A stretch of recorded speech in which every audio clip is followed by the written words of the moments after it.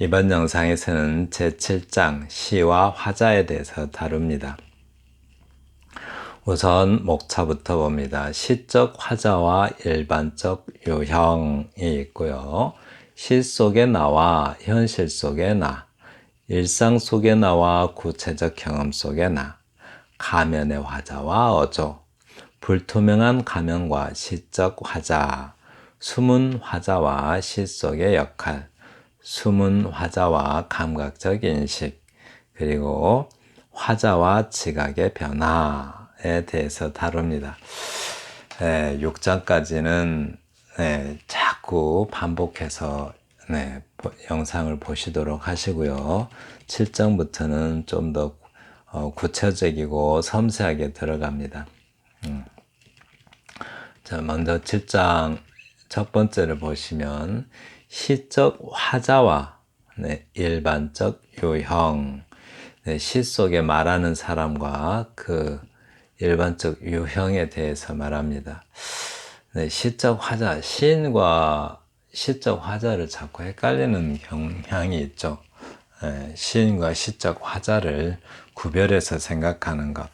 그러니까 소설 속에 인물이 등장하듯이 시에서도 인물이 등장합니다.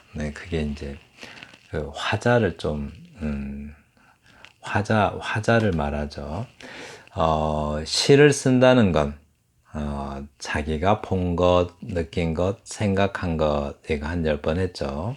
본 것, 느낀 것, 생각한 것을 언어로 직조하는 일이다. 언어로 구성하는 일이죠. 구조화하는 거죠. 언어로 본 것, 느낀 것, 생각한 것을 구조화하는 일이다. 라는 것. 이런 점들 자꾸 이렇게 반복해서 강조하세요.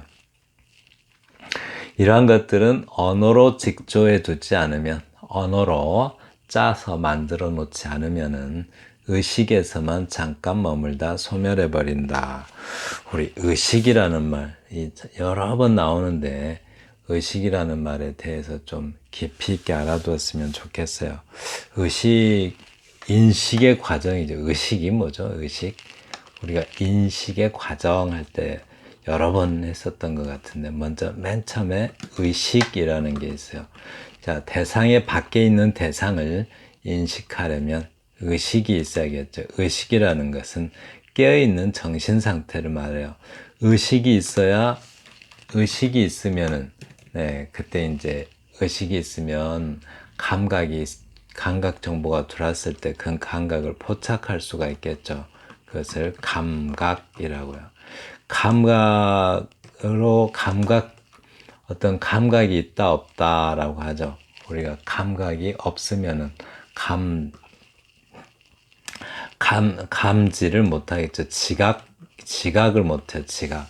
우리가 대상에 대해서 지각을 하려면 감각이 깨어 있어야 되죠, 이제는.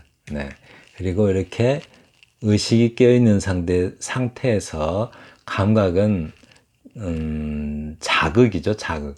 우리 감각기관에 전해지는 자극. 그래서 의식이 깨어있는 정신 상태를 의식이라고 한다면, 그것이 깨어있어야 감각기관에 자극이 오면은 그 감각을 할 수가 있죠. 그래서 감각기관이 깨어있는 상태가 이제, 자극 정보를 받아들일 수 있는 상태가 감각이죠. 그런데 그 감각 기관을 통해서 아는 것, 그것이 이제 지각이 됩니다. 그래서 이 세 가지 정보를 감각적으로 처리하는 것, 그것을 이제 감지라고 합니다. 이 감지까지의 감각 정보를 처리해서 이 모든 전 과정의 정보를 처리하는 것, 그것을 인지라고 합니다. 지각이 어디로 있구나. 인지라고 합니다. 인지. 그리고 인식. 그것에 대한 결론까지 내릴 수 있는 상태. 인식. 이 모든 과정을 다 인식이라고 하죠. 인식 과정이죠. 인식에 도달하는 과정이에요. 그래서 만약에 시를 이렇게 자기가 본 것, 느낀 것, 생각한 것을 언어로 직조해 두지 않으면은 이 의식 상태, 잠깐 우리가 정신 깨어있는 정신 세계로 들어오는 그 의식 상태에 머물다가 소멸해 버린다라고요. 이런 정보 처리가 되지 않은 상태에서 우리 인식을 다 하지 못한 상태. 그러니까 인식을 한다는 것은 바깥 세계에 대한 정보를 다 인식해야 되는 거죠. 그 처리가 다 되지 않은 상태에서 사라져 버린다고 해요. 네, 그렇습니다. 그리고 이제 먼저 그 화자의 유형을 보겠습니다. 먼 후일 김소월 시인의 시입니다. 워낙 유명한 워낙 유명한 시인이니까 잘 아시죠? 먼 후일, 먼 훗날 당신이 찾으시면 그때 내 말이 잊었노라. 당신이 속으로 남으라면 무척 그리다가 잊었노라. 그래도 당신이 남으라면 믿기지 않아서 잊었노라. 오늘도 어제도 아니 있고 먼 훗날 그때 잊었노라 라고 합니다. 이때는 이제 딱 느낌이 그죠? 뭐 결코 못 잊었다는 소리겠죠. 이 당신이라는 말이 나와요. 당신. 네, 당신에게 하는 말이잖아요. 그러면 청자죠. 듣는 사람. 네, 청자가 있고 여기 내 말이 나라는 사람이 나와요. 화자죠. 1인칭 화자를 쓰고 있어요. 이때 나를 시인과 동일시하지 말라는 겁니다. 이렇게. 네, 화자는 나라는 사람은 내가 시 속의 화자로서 등장한 인물이죠. 그래서 시인과 화자를 동일시하지 말고 뭐랄까요, 어떤 시적 등장 인물이라고 생각하시면 되겠죠. 네, 그러니까 청자와 화자가 둘 다 드러난 경우라고 할 수가 있겠습니다. 화자가 이렇게 나라는 인물로 등장하게 되면 어떤 그 독자가 뭐랄까요, 이 나라는 인물을 통해서, 그죠? 이 나라는 인물을 통해서 그리고 시적 내용을 통해서 우리가 어떤 연상을 하겠죠. 그러면 시인을 어느 정도 파악할 수가 있게 돼요. 시인의 마음도. 그래서 이렇게 이제 혼자 고백하는 듯이 말하는 어떤 그런 어떤 그 어조는 흔히 고백적 진술이라고 하죠. 그런 고백적 진술의 느낌이 있습니다. 네. 이런 특징이 있고요. 그래서 이제 또 이 표현들 중에 보면 일상적 언술이라고 하죠. 일상적 언술을 쓰면 이 표현 좀 잘 알아두세요. 일상적 언술을 쓰면 내용이 담백해질 수 있지만, 즉 감상에 안 빠지고 담백해질 수 있지만 시적 구조가 느슨해질 위험이 있다. 너무 일상적인 언어를 쓰면은 시적 구조가 짜임새가 없고 느슨해질 수가 있다라고 합니다. 네. 그리고 수정가 박재삼 시인의 시입니다. 집을 치면 정화수 잔잔한 우에 아침마다 새로 생기는 물방울에 신선한 우물이었을래. 또한 윤이 나는 마루에 그 끝의 평상의 가라앉은 뜰악의 물냄새에 창창한 그런 집이었을래. 서방님 바람 같단들 어느 때고 바람은 어려울 따름. 그 옆에 순순한 쓰러지는 물방울의 찬란한 춘향이 마음이 아니었을래 라고 합니다. 네. 이 경우는 이제 그 화자가 3인칭 화자가 이렇게 등장하고 있죠. 하나의 인물. 그러니까 소설 속의 주인공처럼 춘향이라는 인물이 이렇게 화자가 돼서 이렇게 말하고 있어요. 그래서 그러니까 춘향이가 이 시의 화자이니까 한마디로 제3자이겠죠. 그러니까 춘향의 어떤 춘향의 마음을 통해서 또는 뭐 춘향의 어떤 시점을 통해서 본 세계죠. 그래서 뭐랄까 그러니까 화자는 이렇게 춘향이로서 이렇게 딱 드러나죠. 춘향 어떤 제3의 인물이 춘향이라는 제3의 인물이 화자로서 등장을 하는데 청자는 마땅히 등장하고 있지가 않죠. 이몽룡이 듣고 있는 것도 아니고 네, 혼자 독백하듯이 이렇게 표현하고 있어요. 그래서 청자는 네, 불특정 다수라고 할 수가 있습니다. 독자가 청자죠. 네, 그래요. 그래서 이렇게 정리가 됩니다. 서정시 형태에 자주 쓰이는 독백 유형, 네, 독백적 진술이라고 하면 되겠네요. 서정시 형태에서 자주 쓰이는 독백적 진술은 화자가 감상적, 피상적, 추상적 진술에 빠지기 쉬우므로 시인 스스로가 네, 제어해야 한다라고 합니다. 독백적 진술을 하게 되면 감상에 빠지기 쉽고, 네, 이 피상적이 된다 이 말은 아무래도 대상에 대해서 깊이 있는 관찰을 못하게 되는 수가 있겠죠. 왜냐하면 감상에 빠지면 자기 감정에 치우쳐서 객관화, 대상을 객관화하지 못하기 때문에 피상적이기 쉽고 또 추상적 진술, 관념화된 말을 쓰게 된다는 거죠. 구체적이지 않고 관념화된 말을 쓰게 되는 그런 진술에 빠지기 쉬우므로 시인 스스로가 잘 제어해야 한다라고 합니다. 네. 다음 시 한번 볼까요? 노래 김영태 무슨 새로운 소식 같은 달이 떠있는 마당에 개미새끼 한 마리 지나간다. 우중충한 물 먹은 나무들이 총칼 같다. 다시 한번 볼까요? 무슨 새로운 소식 같은 달이 떠있는 마당에 개미새끼 한 마리 지나간다.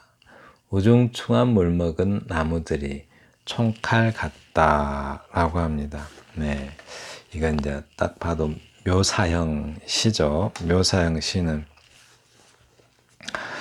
이거는 이제 화자가 누군지 난지 나라고도 안 했잖아요. 이렇게 화자가 누군지 드러나 있지 않는 형태입니다. 한마디로 어떤 풍경, 어떤 전경을 바라보는 관찰자만 있죠. 이런 것을 숨은 화자라고 합니다. 그래서 청자는 뭐 또 불특정 다수라고 할 수 있죠.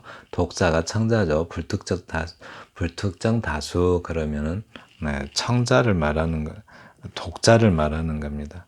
그러니까 뭐 화자도 청자도 분명하게 드러나 있지가 않죠. 그리고 또 아주 객관적으로 묘사하고 있죠. 어떤 그 화자의 감정이나 뭐 이런 것들이 뭐 감정에 의해서 어떤 그 표현이 되거나 어떤 채색되지 않고 아주 객관적으로 좀 담담하게 묘사되고 있습니다. 그런데 이제 이런 유형의 시들이 어떤 특징들이 있나 한번 보겠습니다. 묘사형의 시 저렇게 이제 이렇게 장면을 그림을 그리듯이죠. 무슨 새로운 소식 같은 달이 떠 있는 달이 떠 있는데 무슨 새로운 소식이라도 되는 양 떠 있대요. 그 마당에 달이 떠 있는 마당에 개미새끼 한 마리 지나간다라고 합니다. 우중충한 물 먹은 나무들이 총칼 같다라고 해요. 근데 이제 이렇게 그림을 그리듯이 이렇게 묘사형의 시를 쓰게 되면 좋은 점은 감상이나 관념에 빠질 위험성이 적다라고요. 네. 진술시를 쓰게 되면 감상이나 관념에 빠지기가 쉽죠. 그런데 묘사형을 쓰게 되면 그렇지 않다고 합니다. 무의미한 정황들만 펼쳐놓는 그렇지만 잘못하면 어떻게 돼요? 아무 의미 없이 장면들만 펼쳐놓게 될 가능성이 있다고 합니다. 어떤 그런 풍경시 같은 느낌이 들죠. 그냥 이렇게 이 경우는 그렇지 않지만은 잘못하게 되면 풍경시라도 우리가 좀 공감할 수 있는, 그죠? 어떤 객관화된 그런 풍경시라면 괜찮은데 아무 무의미한 정황만 이렇게 펼쳐놓게 되는 그런 단점이 있다고, 그럴 위험성이 있다는 거죠. 반드시 그렇다는 게 아니고. 또한 대상의 지배적인 인상을 감지하지 못하여 무미건조해질 수가 있다. 네, 어떤 정황을 펼쳐놓을 때는 어떤 지배적인 인상을 남겨야 되는데 그런 걸 포착하지 못해서 무미건조해질 수가 있다라고 합니다. 네, 좀 기억이 되실까요? 묘사형시를 쓰면 장점이 뭐예요? 감상이나 관념에 빠질 위험성이 적어요. 그런데 단점이 뭐예요? 자칫하면 무의미한 장면만을 펼쳐놓을 가능성이 있다라고요. 그래서 그게 그렇게 되는 이유가 뭐죠? 지배적인 인상을 감지하지 못했기 때문에 몸이 건조해질 수가 있다라고 합니다. 네, 넘어갑니다.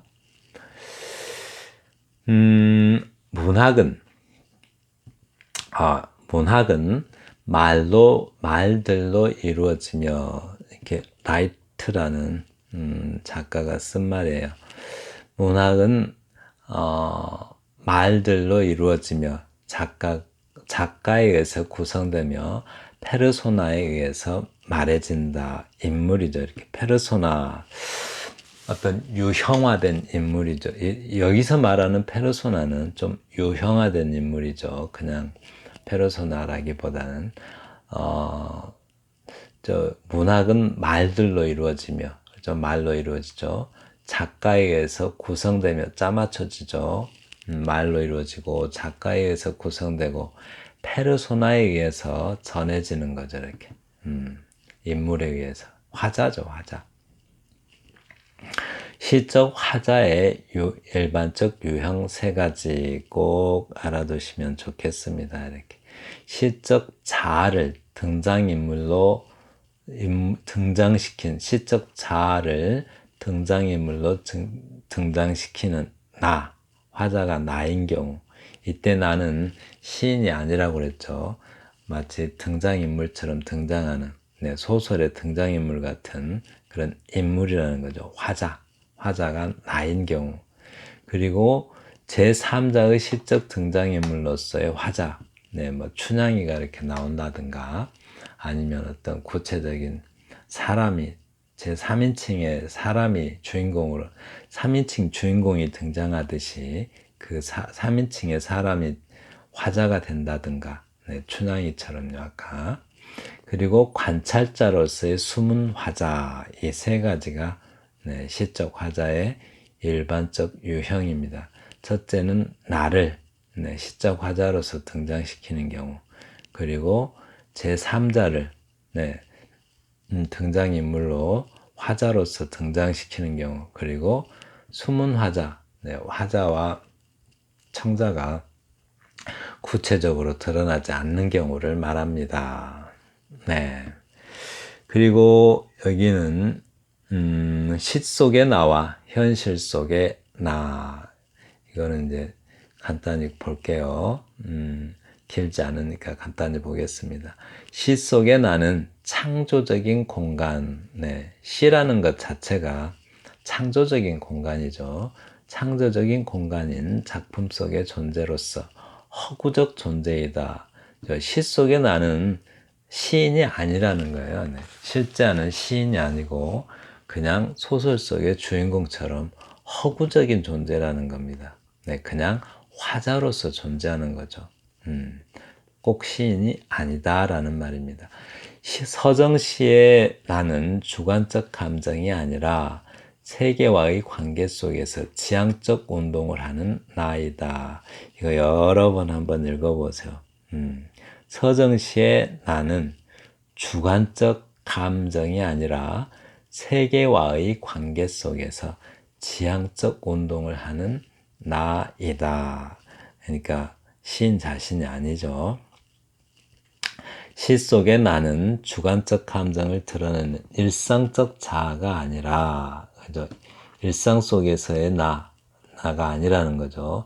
세계와의 관계 속에서 인간적 정서를, 네, 세계와의 관계 속에서 인간적 정서를 드러내는, 네, 유형적 개별적 존재로서의 나이다. 이 말 잘 기억해 놓으세요. 네, 유형적 개별적 존재로서의 나이다. 앞으로 계속 나오니까 여기서는 설명 안 할 건데요. 앞으로 계속 나오니까 잘 기억해 두세요. 유형적 개별적이라는 말. 네. 그런 나래요. 그런 나. 네, 여기에서 살짝 또 나옵니다. 네, 작품 보겠습니다.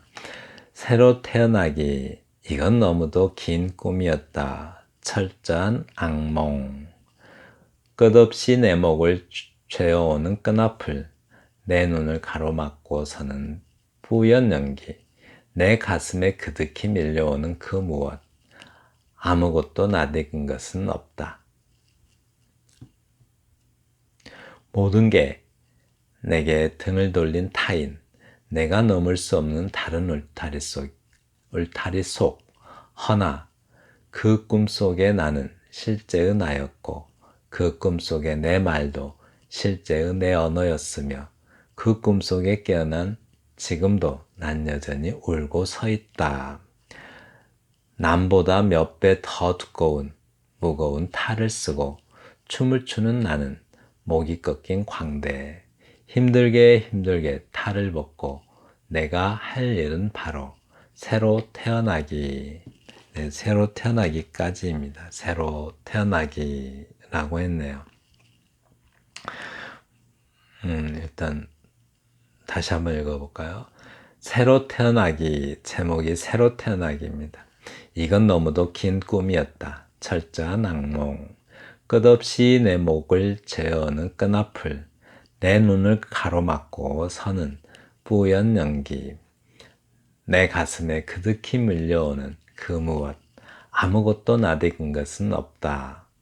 모든 게 내게 등을 돌린 타인, 내가 넘을 수 없는 다른 울타리 속 하나. 그 꿈속에 나는 실제의 나였고, 그 꿈속에 내 말도 실제의 내 언어였으며, 그 꿈속에 깨어난 지금도 난 여전히 울고 서 있다. 남보다 몇 배 더 무거운 탈을 쓰고 춤을 추는 나는 목이 꺾인 광대. 힘들게 탈을 벗고 내가 한 일은 바로 새로 태어나기라고 했습니다. 네.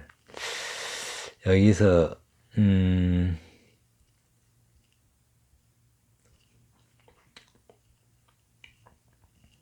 네, 보겠습니다. 이 시 새로 태어나기라는 시인데요. 일단 먼저 보면 눈에 띄는 것은 이건 너무도 긴 꿈이었다. 철저한 악몽이라고 했네요. 대단히 일상적 표현이죠. 어떤 일상적 표현인데 일상적 표현을 쓸 때 조심해야 될 게 어떤 단어와 단어를 연결할 때 기계적 연결을 할 수 있다는 거예요. 우리가 악몽 하면은 긴 악몽 뭐 이런 표현이 가능하겠죠. 이렇게 긴 꿈이었다. 저 악몽이니까 긴 꿈이었다. 이건 너무도 긴 꿈이었다. 철저한 악몽이라고 합니다. 이런 약간의 기계적 연결이 될 수 있는, 다시 한번요, 일상적 표현을 쓸 때는 담담한 느낌을 줄 수 있지만 단점이 기계적 연결을 할 수가 있어요. 기계적 연결을 하면 어떤 느낌이 들어요? 네, 기시감이 든다. 이런 평가를 받을 수가 있겠죠.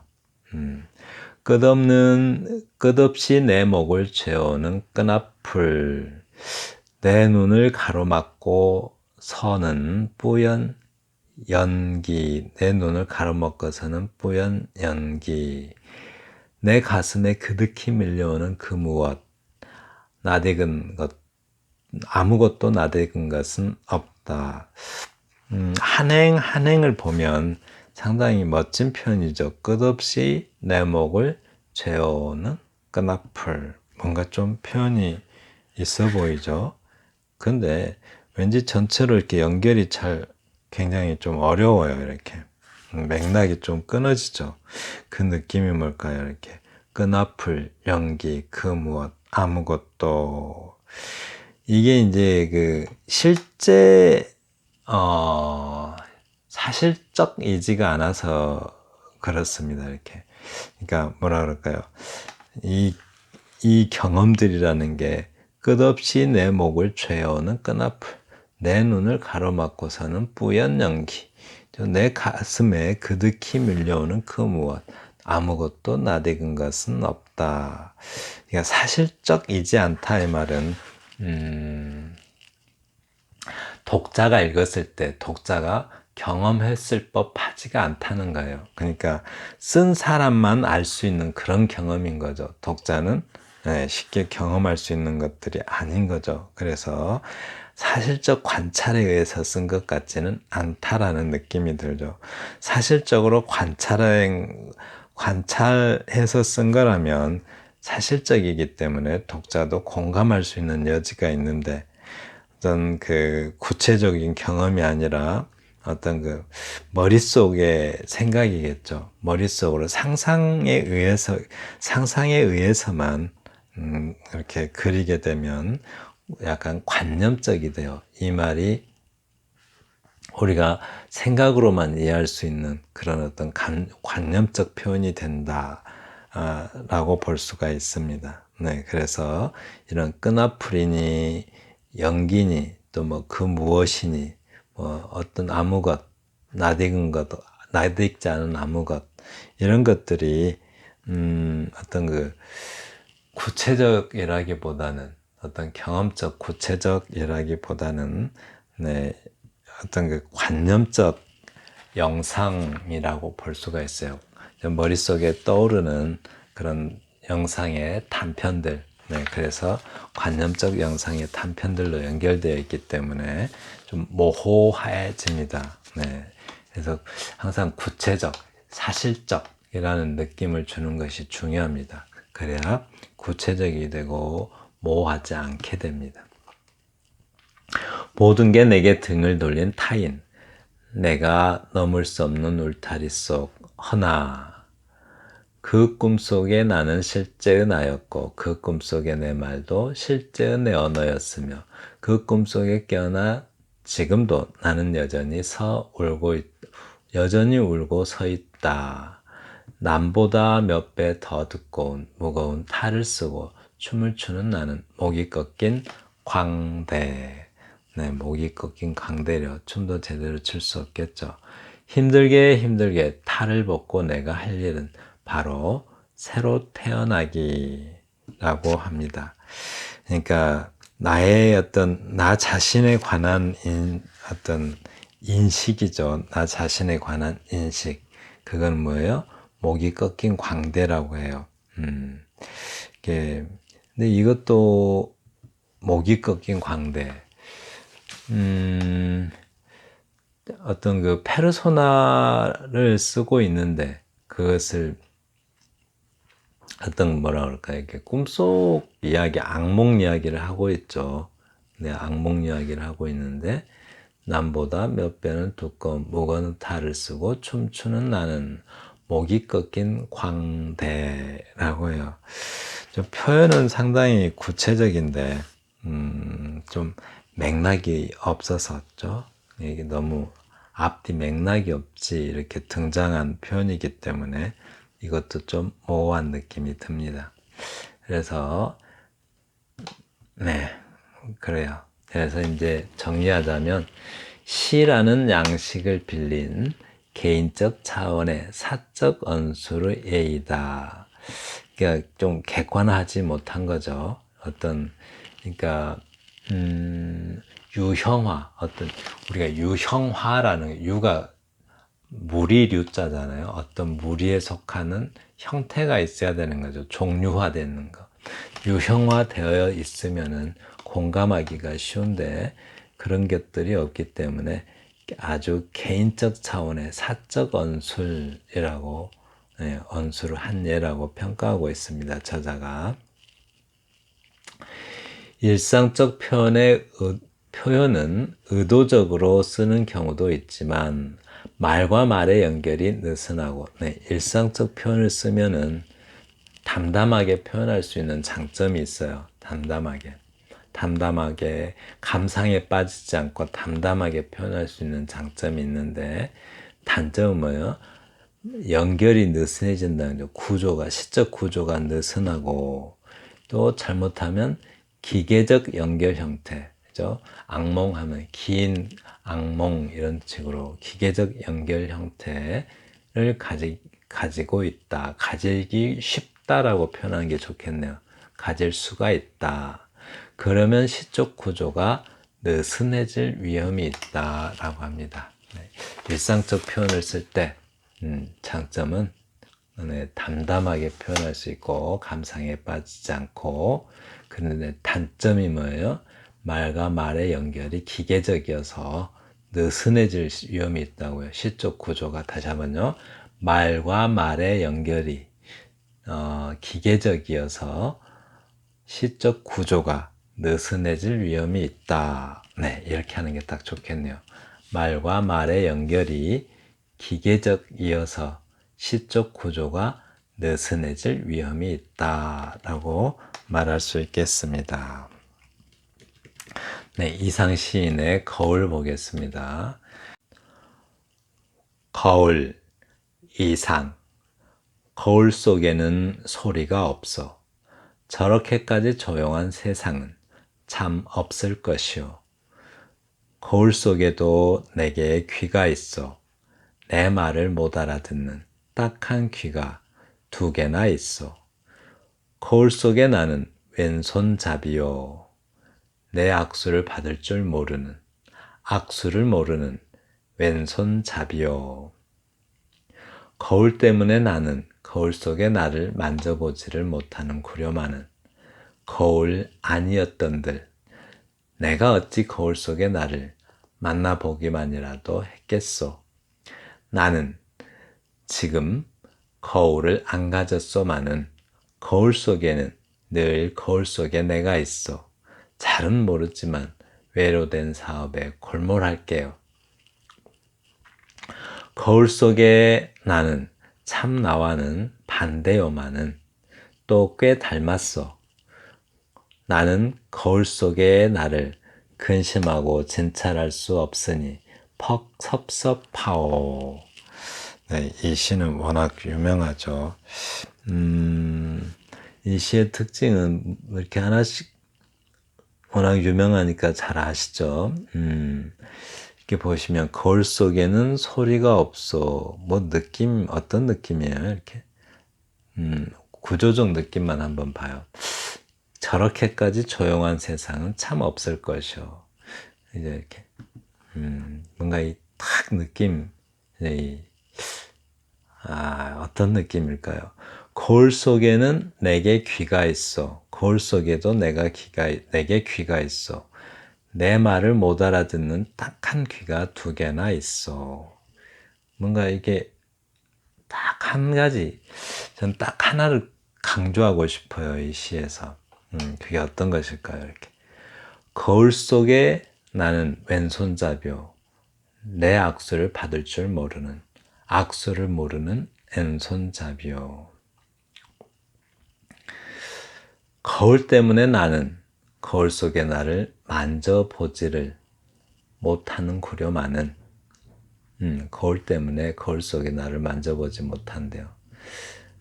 거울 아니었던들, 내가 어찌 거울 속의 나를 만나보기만이라도 했겠어.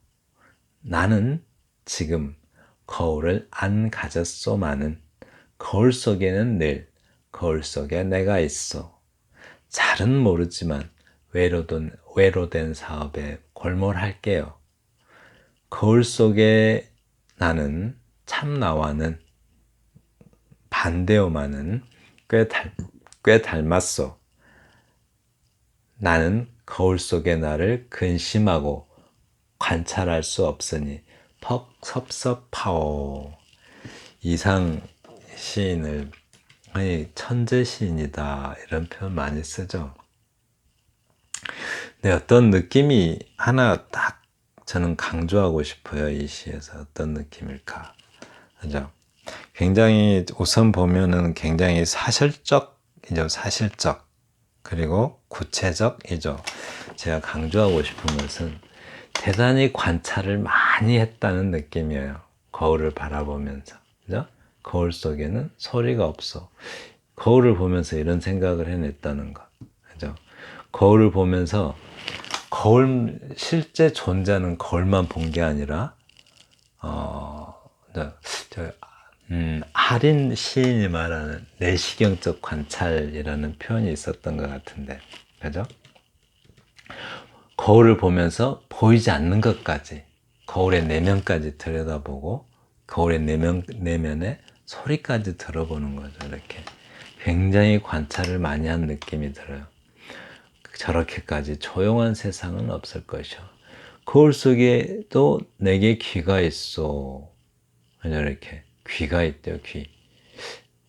웬만큼 관찰해갖고 이 말 쓰겠어요? 당연히 귀가 있으려니 생각해버리겠죠.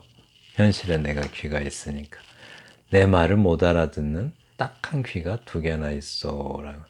굉장히 구체적이고 관찰을 많이 한 그런 흔적이 있어요. 또 관찰을 많이만 한 게 아니라 포착해내는, 보이지 않는 면까지 보는 그 내면까지 들여다볼 수 있는 그런 모습이 잘 눈에 띕니다. 네. 예, 자세히 한번 읽어보시길 바라고요. 정리합니다. 나는 거울 밖이든 아니든 의식적으로 나라는 화자인 나는 거울 밖이든 아니든 의식적으로 선택되고 유형화된 의식적으로 선택되고 일부러 선택한 거죠. 유형화된 나다라고요. 유형화된 나, 어떤 종류화된 나죠. 어떤 나예요?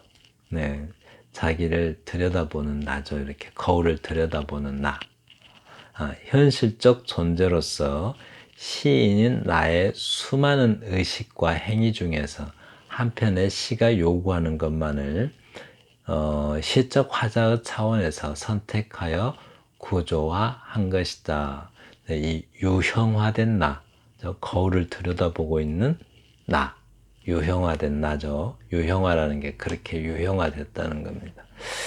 이 점을 간과할 때, 만약 이 점을 간과하면 시는 혼란스럽고 무분별한 개인의 의식 과잉만을 노출하는 시적 공간이 되고 만다라고 합니다. 네, 의식 과잉. 의식이 과잉되면 네, 쓰지 말아야 될 말만 막 잔뜩 써놓죠. 네, 그렇게 되니까 여기서 말하는 거 봐요, 이렇게.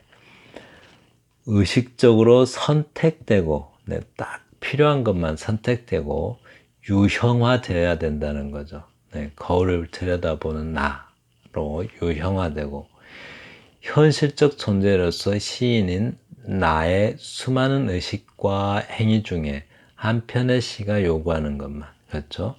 수많은 의식 속에 떠오르는 것들이 아주 많죠. 그중 또 내 행동도 많을 것이고, 그냥 의식이라고 할까요? 수많은 의식 중에서 한 편의 시가 요구하는 것만을 이렇게, 네, 요구하는 것만을 시적 화자의 차원에서 선택하여 구조화한 것이 시이다라고 합니다. 네, 이 시가 그렇죠. 여기서 행위, 거울을 들여다보는 행위도 될 수 있고, 이 점을 간과하면 어떻게 돼요? 혼란스럽고 무분별한 개인의 의식 과잉만을 노출하게 된다. 네, 머릿속에 떠오르는 거 다 쓰게 된다는 거죠. 사실적 관찰에 의하여 사실적 정황을 바탕으로 표현된 식구들이 상징적 의미를 강화하고 있다. 네, 이 표현도 중요하네요. 이렇게 사실적 관찰, 진짜로 정말 많이 관찰해서, 그죠? 정말 사실적 정황만을 바탕으로 한 바탕으로 표현된 식구들이 상징적 의미를 강화하고 있다. 이 거울이라는 시가 그렇습니다. 여기서 사실적이라는 말을 좀 중요합니다. 사실적. 사실인 것과 사실적인 것을 구별해야 돼요. 사실인 것이 아니라 사실적인 거죠. 사실적이라는 말은 잘하면 사실보다 더 사실이기도 합니다. 사실적인 것은 사실적 성질을 가지고 있는 것이지 사실은 아닙니다. 사실보다 더 사실 같을 수가 있겠죠. 사실적인 거는.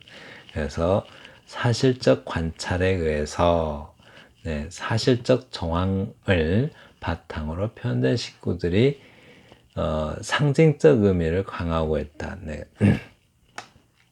사실적 표현의 중요성을 망각할 때, 이 사실적 표현, 사실적인가 이 말 자꾸 되새겨 보세요. 사실적인가 표현이 사실적인가 사실적 표현의 중요성을 망각할 때 시가 관념화되거나 추상화된다라고 합니다.